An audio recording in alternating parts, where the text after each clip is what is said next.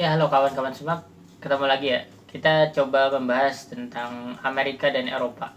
Karena memang kasus perlindungan data, kebocoran data, spionase, atau spyware itu sering terjadi di Eropa dan Amerika. Dan memang tidak menutup kemungkinan di beberapa tahun terakhir kan juga kita melihat bagaimana kebocoran data itu terjadi di negeri kita, Indonesia. Nah, kejadian-kejadian ini coba aku himpun, coba aku kumpulkan, coba aku ceritakan kepada kawan-kawan semua supaya kita paham sama-sama pentingnya sistem perlindungan data. Nah, sama kita coba melihat perusahaan mana ya di Amerika yang sering babak belur karena perlindungan data, karena serangan para hacker. Itu salah satunya adalah Microsoft. Pada pertengahan tahun 2023, kita melihat bagaimana Microsoft itu keymasternya itu kecuri, keymasternya itu kebobol, yang akhirnya hacker itu dapat melihat seluruh aktivitas yang ada di perusahaan, hasil rapat-rapat, chat-chat para pimpinan, email para pejabat Microsoft, bahkan email para pejabat Amerika Serikat. Nah, di sini kita memahami bahwasanya ternyata bisa masuk ya. Nah, kita belajar bahwa celah dicurinya keymaster itu adalah ketika keymaster ini terjadi kesalahan coding pada keymaster. Akhirnya keymaster ini yang harusnya dalam proteksi yang sangat tinggi itu masuk ke dalam crash dump atau sampah kerusakan sistem, yang tentu saja perlindungan tidak sekuat pada tempat aslinya, pada perlindungan yang sangat-sangat kuat. Nah, dari berkas-berkas sampah inilah ditemukan, hacker menemukan kunci master tadi. Nah, kita melihat bahwasanya ya oke lah itu di Amerika dan Eropa. Kan tidak terjadi juga di Indonesia. Oh, jangan salah. Siapa yang menyangka BSI Mobile itu kena serangan hacker? Siapa yang menyangka My Pertamina kena?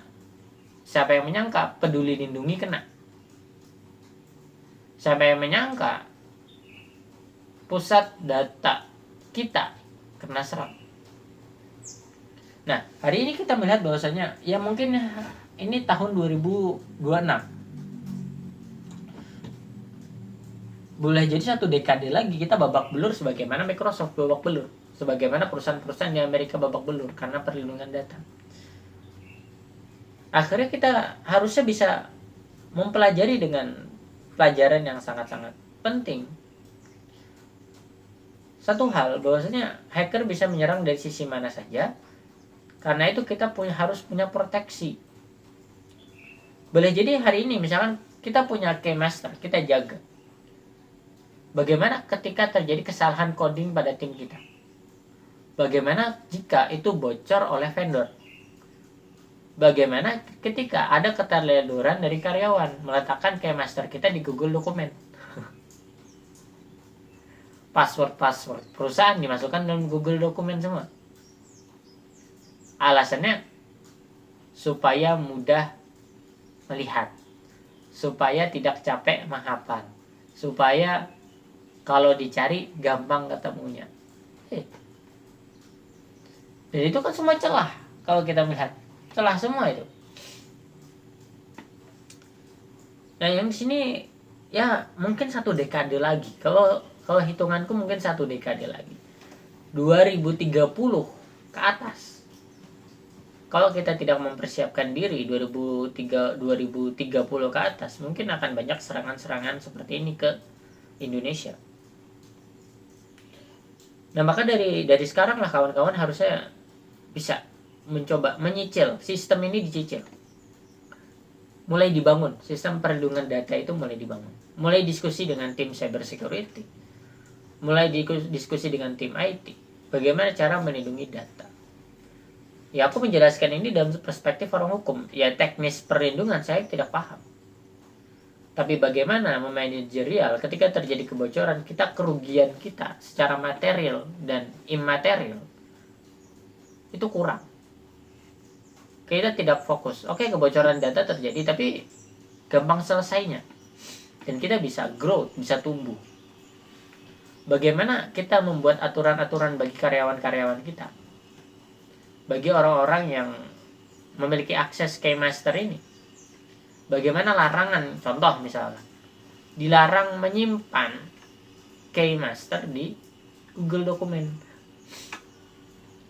dilarang menyimpan password di HP karyawan, dilarang tidak mengubah password per 3 bulan, dan aturan-aturan lain yang seperti itu yang memproteksi kita. Dan ketika kita sudah menyiapkan bukti-bukti ketika terjadi gugatan hukum, ketika terjadi permasalahan hukum, kita sudah memiliki track record, kita sudah menyiapkan bukti-buktinya, sehingga masalah itu cepat selesai, sehingga mau diserang dari segi manapun secara hukum kita itu tetap safe, aman, seperti itu. Nah ini ya Microsoft perusahaan besar sih di Amerika kan gitu. Tapi ya mereka babak belur juga di tahun 2023. Sangat-sangat babak belur dibandingkan perusahaan-perusahaan teknologi yang lain. Di sini kita juga melihat ya siap-siap sih. Kita harus siap-siap. Kedepannya pertarungan itu bukan hanya secara fisik tapi secara digital juga. Dan kita melihat bahwasanya kemungkinan semua berkas-berkas itu akan didigitalkan semua. Dan inilah yang penting bagi kita untuk memproteksinya mulai dari sekarang. Mungkin itu yang bisa aku sampaikan, pelajaran penting dari Microsoft lagi hari ini. Dan ini menjadi pelajaran penting bagi kita juga dalam perlindungan data kita ke depan. Bikin sistemnya. And terima kasih.